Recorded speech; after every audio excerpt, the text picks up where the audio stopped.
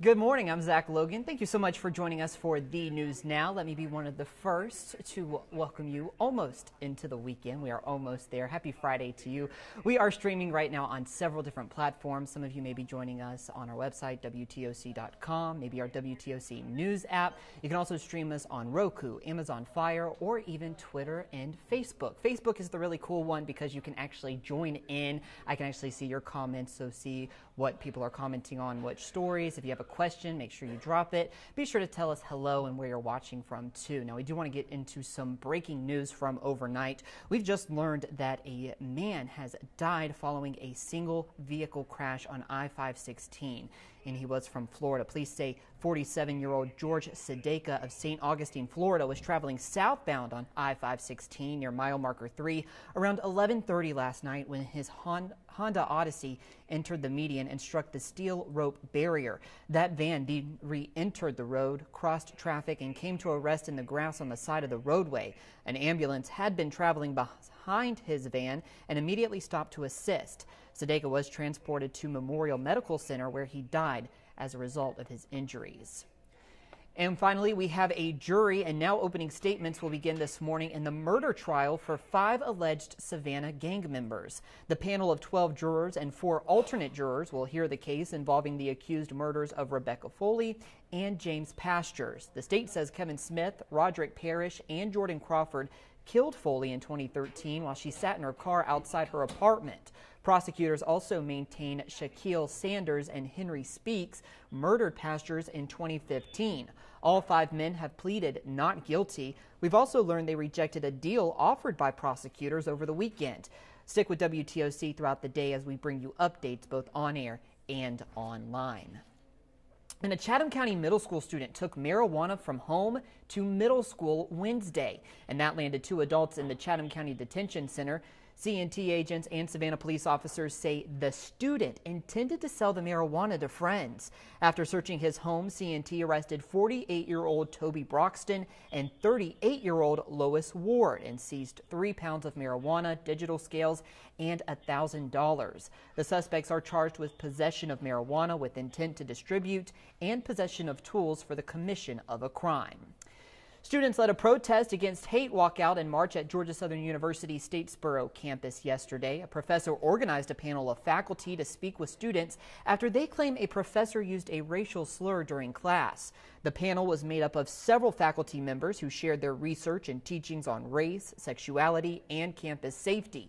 The event was said to be a visible way to show students that professors care about them. Students planned a walkout before the sit-in and a march after the event. The students announced they will be sending a letter to the interim president about the lack of action after that racial slur. And we're in the home stretch of election season right now, and Georgia's governor race is one of the hottest in the country. Both Stacey Abrams and Brian Kemp will be in the Coastal Empire over the next few days. Today, Kemp is taking a whirlwind tour, making 6 bus stops in our area throughout the day. He starts in Bullock County and then hits Screven, Effingham, Bryan, Liberty, and Chatham County, all in a 12-hour window. We posted the times and locations of all those events up on our website, WTOC.com. Meanwhile, Kemp's opponent, Democrat Stacey Abrams, will be in Atlanta today for an event with former President Obama at Morehouse College.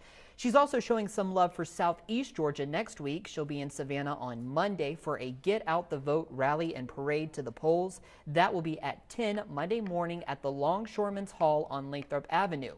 Abrams already brought one A-list supporter to Georgia this week. That was Oprah Winfrey.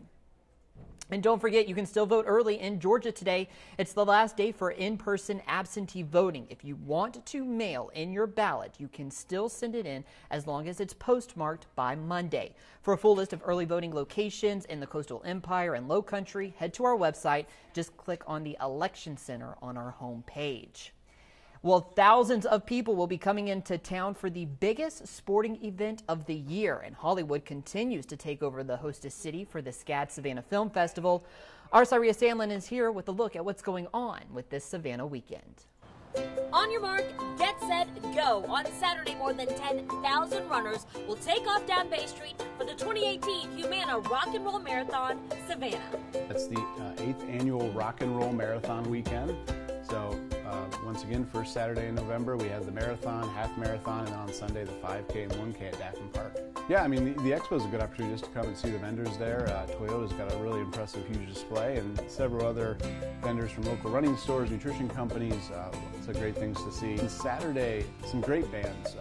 Local band Nickel Bag of Funk will open up the show, and then the headline act this year is Michael Franti and Spearhead. They're a really great, fun, family-friendly act.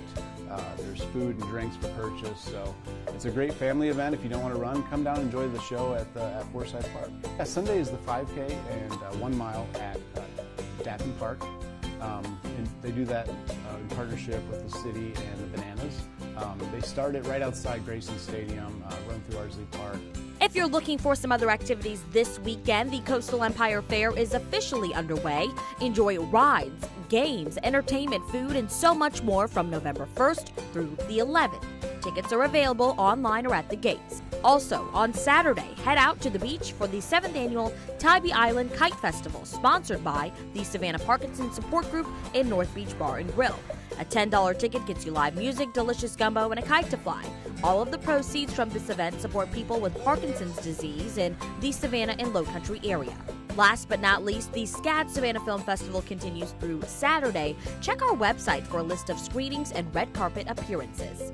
Don't forget, I want to see your pictures. Use hashtag Savannah Weekend and download our app. In Savannah, Syria Sandlin, WTOC News. All right, did you see all those runners rocking out during that marathon? Looks like fun. Now, if you're not involved with the Rock and Roll Marathon happening tomorrow, you still should be aware of traveling downtown. The Chatham Area Transit says all buses will be rerouted or delayed tomorrow due to that marathon. The DOT Shuttle and Senior Circulator also will not start running until after the marathon. For a full list of impacts on shuttles and the ferry, you can just head to our website, WTOC.com. Well, today is a first alert weather day, and there are just a few light showers this morning, but meteorologist Andrew Gorton says an isolated stronger thunderstorm or two will be possible around lunchtime into the afternoon. Andrew will be here at 11 with a more detailed forecast for you, so make sure you come back for that. That was a live look outside the Savannah River that you just saw. Not much of the sun out there this morning, but again, Andrew will be back here at 11. Let's go ahead and check in real quick to see who's joining us this morning. Got many different people watching from all over. William, Angelina, Kimberly, they're all saying hello. George, what's up, Zach? Hope you're doing well. Thank you, George. Hope you are too, and hope everyone has a great weekend. Be sure to join us back here at 11 so we can talk about that weekend forecast.